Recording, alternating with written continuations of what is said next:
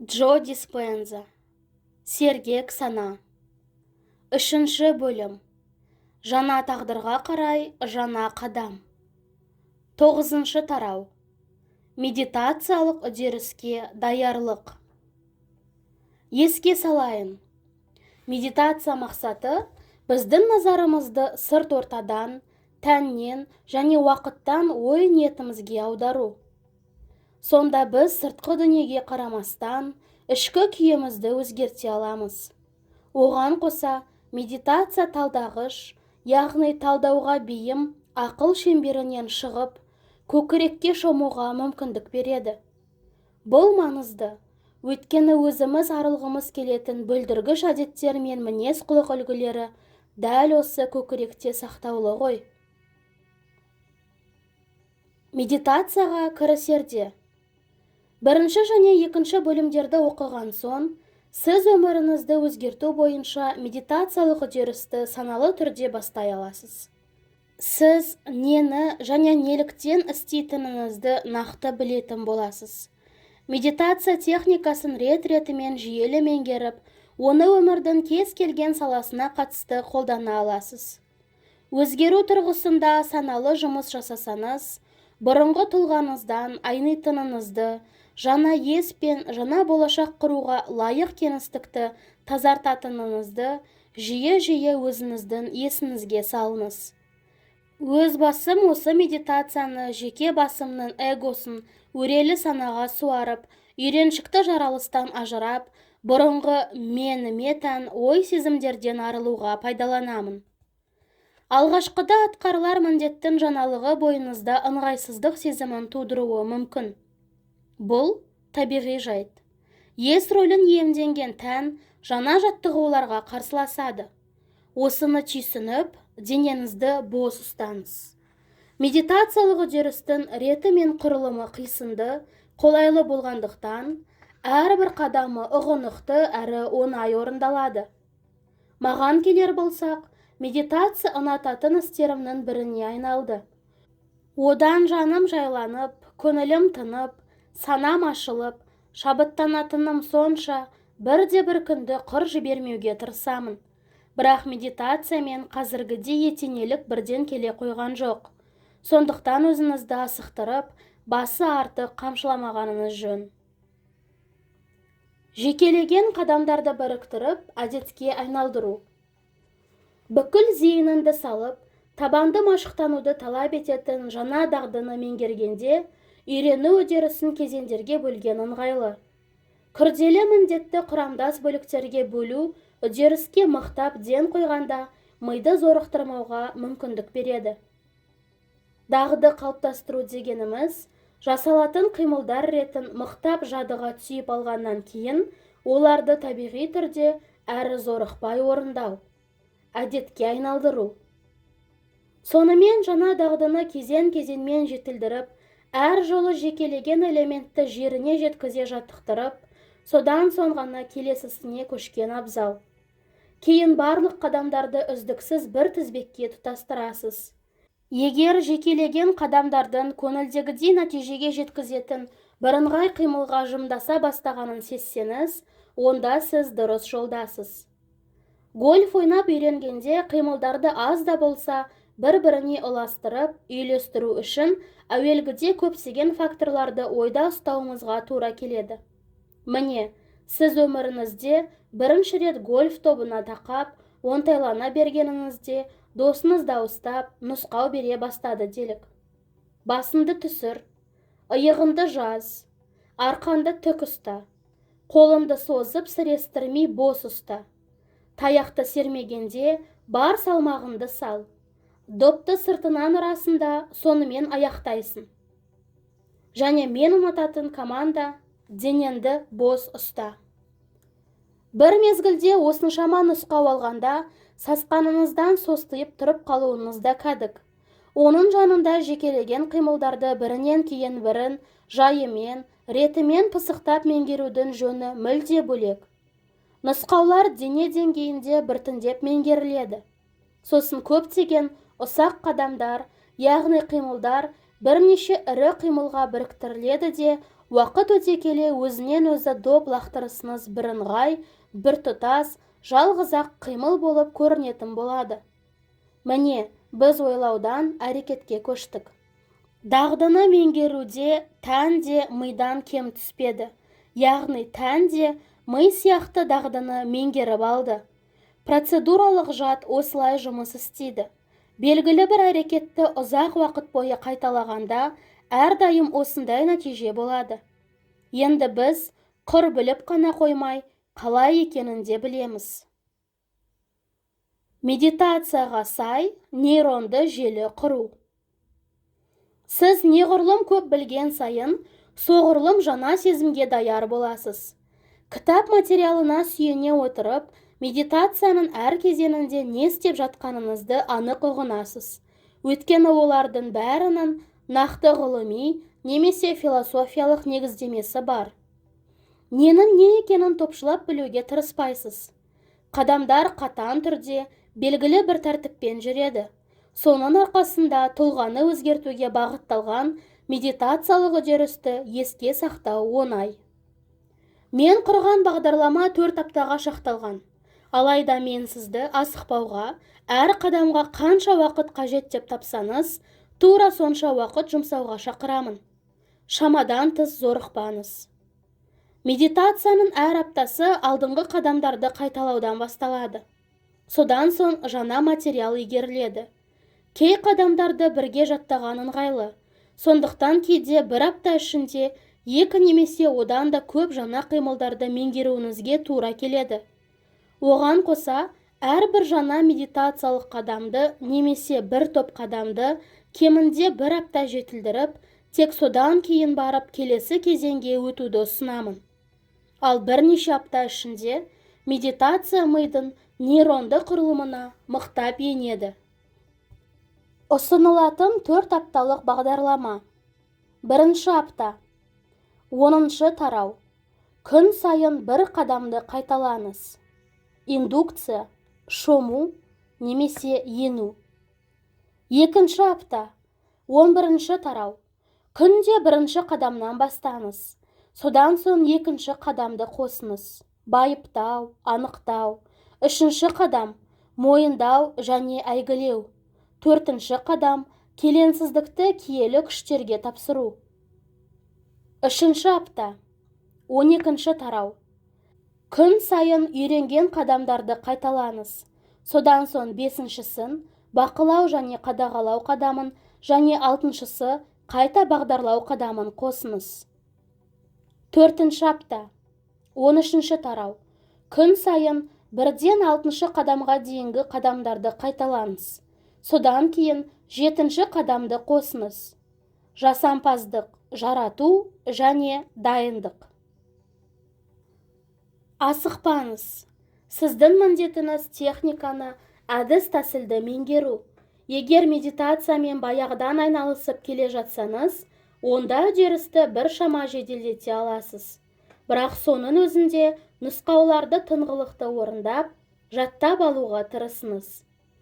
Бөгде, сырт түрткілерге алаңдамай, ісіңізге толық ден қойып үйренгеніңізде ес пен тән бір-біріне сәйкеседі. Бара-бара медитацияға шому оңай болады. Бірлесіп іске қосылған нейрондардың өзара байланысатыны туралы хэп ережесі есіңізде ме? Міне, жаңа мағлұматты меңгергенде, оны үлкен зейінмен көкейге түйіп, дағдыға машықтанып, оны жетілдіре түссеңіз, миыңызда сіздің ниеттеріңізді бейнелейтін нейронды желі қалыптасады. Медитацияға әзірлік. Сізге керекті заттар. Қойын дәптер мен қалам. Медитациялық үдеріс сипаттамасына қоса түсініктеме, одан кейін әдетте сұрақтар мен қосымша нұсқаулар жазбаша тапсырма деген атаумен беріледі. Мен сізге жауаптарды қойын дәптерге жазып, оларды медитацияға шомар алдында қарап шығуға кеңес беремін. Ол жазбалар көкірек тереңіне жеткізетін медитациялық бағдар картасы іспетті қызмет етеді. Аудиоматериалдар. Істі бастағанда ең алдымен медитациялық тәжірибелердің дыбыстық нұсқаларын тыңдаған пайдалы. Мен сізге әуелі индукция техникасын тыңдап алуға кеңес беремін. Өйткені кейін оны күнделікті қолданатын боласыз. Бұл техника миды когеренттілігі жоғары, аса үйлесімді альфа толқындар күйіне келтіруге мүмкіндік береді. Ондай күй 11 және 13 тарауларда сипатталған келесі әрекеттерді орындауға қажет. Бұдан бөлек, осы 4 аптада меңгеретін барлық тәжірибелердің аудио нұсқасын тыңдап шығуыңызға болады. Медитацияға кірісудің 2 тәсілі.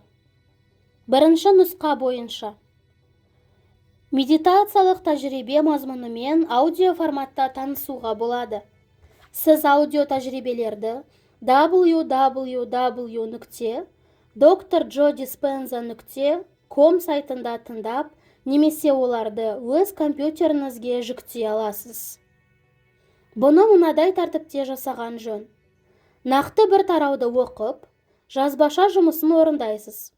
Сосын соған сәйкес аудиоматериалды тыңдайсыз. Сөйтіп сіз медитацияның әрбір жаңа қадамын бекітіп отырасыз. Аудио тәжірибелер апталар бойынша аталады. Бірінші апта тәжірибесі, екінші апта тәжірибесі және тағы басқалары. Төртінші апта тәжірибесі медитацияның толық мәтінін қамтиды. Мысалы, екінші апта тәжірибесіне индукция техникасы бірінші қадам мен сіз осы екінші апта бойы жетілдірген 3 қадам кіреді. Үшінші апта тәжірибесіне де сол сияқты алдыңғы 4 қадам, бірінші қадамнан бастап 4-ші қадамға дейін енгізіліп, осы 3-ші аптада жетілдірілетін 5-ші және 6-ші қадамдар қосылған. Екінші нұсқа. Барлық тәжірибелердің жазбаша мәтіндері қосымшаларда берілген. Тәжірибелердің бүкіл жүйелі ретін еске сақтап алғанда, мәтіндерді қайталап оқуыңызға да, сондай-ақ дауыстап оқып, диктофонға жазып алсаңыз да болады. А және Б қосымшаларында 2 индукция, медитацияға шому техникасын табасыз. В қосымшасында медитациялық үдерістің барлық кезеңдерін қамтитын тәжірибелердің толық мәтіні бар. Сол мәтінге сүйенер болсаңыз, онда әрдайым ілгерідегі қадамдарды қайталаудан бастаңыз. Содан соң ағымдағы аптаның материалына көшіңіз. Медитацияға қолайлы жағдай. Орын, орын, орын. Өзінен айнудың басты шарты сыртқы ортаны еңсеру. Сондықтан еш алаңсыз медитация жасайтындай ыңғайлы орын таңдаудың маңызы зор. Бұл сізге үлкен үштік элементтерінің біріншісін еңсеруге мол септігін тигізеді. Соңырақ қалған екеуіне қатысты да айтамын. Сыртқы ортаның азғырындыларынан аулақ, оңаша отыратын орын табыңыз. Ол өзіңіздің кіріп шығуыңызға оңай, бірақ өзгелерге жабық, жеке сіздің ғана орныңыз болсын. Оған күніге кіріңіз. Көп ұзамай сол беймаза, күйгелек эгоны ауыздықтау, бұрынғы өзіңді жену, жаңа тұлға, жаңа тағдыр жарату кеңістігі мен сіздің араңызда ерекше байланыс орнайды.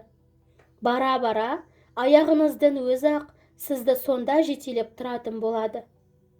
Менің семинарларыма қатысушы бір әйел медитация кезінде ылғи көзі ілініп кететінін айтып шағымданған еді.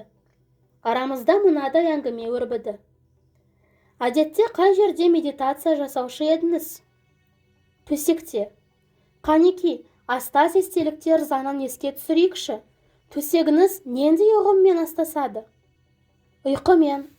Ал енді қайталау заңына келейік. Күнде кешке сіз айнымастан бір төсекке барып жатасыз. Бұл нені білдіреді? Егер мен әр түні бір орында ұйықтайтын болсам, онда төсек пен ұйқы ұғымдары миымда өзара берік астасты деген сөз. Нейронды желілер дәл осы астасу, ұғымдардың астасу заңы мен қайталау заңының әсерімен түзілетінін ескерсек, онда шамасы сіздің миыңызда төсек пен ұйқы арасындағы байланысқа жауап беретін нейронды желі қалыптасқан. Ал әрбір нейронды байланыс көкейді айналып өтіп, яки саналы түрде емес, дағдылы түрде іске қосылатын бағдарлама болғандықтан, жамбасыңыз төсекке тиісімен-ақ тән, ол және есте дағдылы түрде және түйсінбестен ұйқыға шомады деп ойламайсыз ба? Тап солай. Сірә медитацияға одан көрі лайықтырақ орын іздегенім жөн болар. Мен оған төсекке жатпағаны былай тұрсын, тіпті жатын бөлмеден тыс жерден орын таңдауға ақыл қостым. Егер біз жаңа нейронды құрылым қалыптастыруға ниеттенсек, онда мұны сөздің тура мағынасында өсу, жаңару және жаңа болашақ жаратуды нышандайтын жағдай ауанында жүзеге асыру керек. Және өтініш. Сол орынды медитациямен айналысуға тиісті азаптау камерасындай қабылдай көрмеңіз. Егер солай жасайтын болсаңыз, бүкіл жұмсаған күш қажырыңыздың құны көк тиын болмақ. Алаңдатушы факторларды жою. Ешкімнің кедергі жасап, ісіңізді бөлмеуін қадағалаңыз. Мысалы, мазаламаңыздар деп жазылған тақтайша іліп қойыңыз. Үй жануарларының да үстіңізге кірмеуін ойластыру керек. Есіңізді бұрынғы тұлғаңызға, немесе сыртқы ортаға, әсіресе үйреншікті ахуал элементтеріне қайта аударуы мүмкін. Барлық сенсорлық түрткілерді жойыңыз. Телефондар мен компьютерді ағытыңыз. Білем, айтуға оңай, бірақ сол қоңыраулар, SMS-тер, тағысын тағылар күте тұрады. Сондай-ақ ас үй жақтан жеткен кофе, немесе пістіріліп жатқан тамақ иісі алаңдатқаны да жөн болмайды. Сіз отырған жайдың температурасы өзіңізге қолайлы болуын және еш жерден су құрып тұрмауын ескеріңіз. Бұдан бөлек, көзге таңғыш тартып алуға болады. Мен әдетте солай істеймін. Музыка. Музыка бұндайда жақсы демеу. Тек әлде бір естеліктерді оятып, көңіл босататын композициялардан бас тартыңыз. Мен әдетте тәнді де, жанды да жайландыратын, сабырлы, саябыр аспапты, тек аспаппен орындалатын әуендерді, немесе сөзсіз, мәтіні жоқ, сөз мүлде айтылмайтын әндерді тыңдаймын. Ал музыка тыңдамаған кезімде құлағымды арнайы тығынмен бітеп аламын.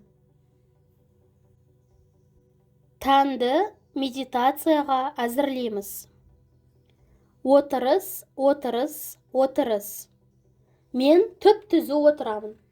Еңсемді тіктеп, мойнымды жоғары созыңқырап, екі қолымды екі жағыма салбыратып түсіремін. Аяғым қимылсыз. Денемді бос ұстаймын. Арқалығы шалқақ орындықты пайдаланғанның септігі бар ма?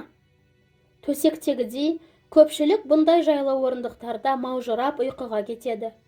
Ең дұрысы, аяқ қолды бүкпей, кәдімгі орындықта отыру. Дегенмен, еденде малдас құрып отыруға да болады. Тәни тітіркендіргіштерді жоямыз. Біздің міндетіміз тәнімізді сезінбейтіндей болу. Сонда ғана оған назар аудармай, жайбарақат ішкі дүниемізге тереңдей аламыз. Медитация алдында дәретханаға барып алған жөн. Кен киім киіп, сағатыңызды шешіп, су ішіп алыңыз, және суы бар шөлмегіңізді жақын жерге қойыңыз. Қарныңыз ашып, көңіліңіз бөлінбеуіне қам жасаңыз. Қалғимыз, бірақ ұйықтамаймыз. Дене жайлы айтқандықтан, алдыңыздан шығар тағы бір мәселені сөз қылмасқа болмайды. Сіз тіп-тік отырған күннің өзінде ұйқы мен дегендей ауық-ауық басыңыз салбырап кететін болады. Бұл жақсы.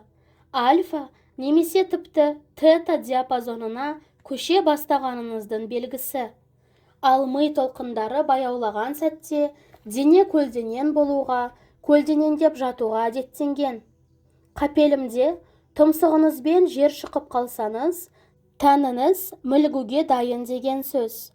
Машықтана келе, сіз отырған қалпыңызда ми толқындарын баяулатуға дағдыланасыз. Сол кезде басыңызда салбырамайды, денеңіз де ұйқы меңдемейтін болады.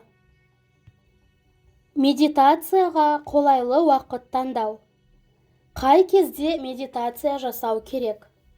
Көкірек тереңіне енуге ең қолайлы кез таңертеңгілік, яғни ояна салысымен және кешке ұйқыға жатарда. Медитация жасауға ең қолайлы, ең тиімді осы кез. Өйткені бұл кезде ми альфа немесе тета күйіне оп-оңай ойысады. Мен күнде таңертең белгілі бір уақытта медитация жасағанды тәуір көремін. Егер жігеріңіз тасып, таңда да, кеште де медитация жасауға әзір болсаңыз, мархабат әрине. Әйтсе де, жаңа бастағандарға медитацияға күніне бір мәрте машықтануға кеңес беремін. Қанша уақыт медитация жасау керек? Медитацияға шомбас бұрын белгілі бір кезеңге қатысты жазбаларыңызға көз жүгіртіңіз. Олар алдағы саяхатыңызда сізге бағдар болады. Бастапқы кезеңде әр медитация сеансын индукциядан бастаған жөн. 10-20 минут. Әрбір жаңа қадам сеанс ұзақтығын 10-15 минутқа ұлғайтады. Уақыт өте келе ендігі таныс кезеңдерді тезірек еңсеретін боласыз. Сөйтіп үдерісті толық меңгергеніңізде күнделікті медитация, индукция кезеңін қоса алғанда 40-50 минутыңызды алатын болады. Егер сеансты белгілі бір уақытқа қарай аяқтау керек болса, сағатыңыздың қоңырауын сол мезгілден 10 минут бұрын белгі беретіндей қосып қойыңыз. Алдын ала ескерту сеансты апыл-ғұпыл кірмей салмай жайлап аяқтауға мүмкіндік береді. Және медитацияға жеткілікті уақыт арнаңыз. Сонда сағатқа қарағыштап күйгелектенбейсіз. Медитацияға бола жоспарларыңыз бұзылмас үшін сірә ертерек тұруыңызға не жайырақ жатуыңызға тура келер. Есті медитацияға әзірлейміз. Эгоны ауыздықтау. Шынымды айтайын, кей күндері өзімнің эгоммен өліспей беріспес айқасқа түсемін. Ол бәрін қадағалағысы келіп өршеленеді. Ара-тұра таңғы медитация кезінде талдауға бейім ақылым небір түрлі тақырыптағы мәселелерді мыжи бастайды. Бұндайда рейстерге үлгеруге, есептер мен мақалалар жазуға, жұмыста мәжіліс өткізуге тиіс екенім де, пациенттер де, балалар да ойға орала қалады. Кейде тіпті қайдан екені белгісіз, мүлде күтпеген ойлар келетінін қайтерсіз. Сөйтіп мен сыртқы ортаның бүкіл болжаулы элементтеріне жіпсіз байланып, тұйықтала бастаймын. Басқалардың басындағы жайт менде де болады. Есім не болашақты болжағыштап кетеді, не өткенді еске ала береді. Бұндай сәттерде мен тоқтаймын да, осының бәрі үйреншікті астас ұғымдар екенін, олардың дәл қазір, дәл осы жерде болып жатқан жасампаздық, жарату үдерісіне еш қатысы жоқ екенін есіме саламын. Сіз де менің кебімді кигенде, еркіне жіберсен беталды лаға беретін әдепкі, жайшылықтағы ой пайым легін саналы түрде тоқтатып, көңілді тежеп, көкеге жол беріп, жарату, жасампаздық күйіне қайтып келуіңізге тура келеді. Тәнді ауыздықтау.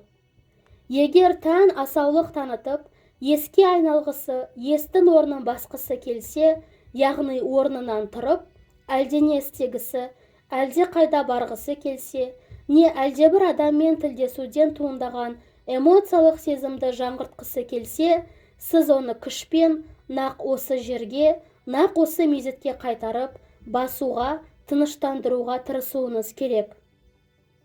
Осылай еткен әр жолы, сіз тәнді жаңа еске үйрете бересіз де, уақыт өте келе ол сізге бағынады. Бір кезде ол көкіректің ықпалына түскен еді. Енді сіз оны қайта үйретуіңіз керек. Сондықтан оған сүйіспендікпен қарап, шыдамды болыңыз. Ерте ме, кеш пе, тән сіздің ие, яғни еге екеніңізді танып, мойындайды.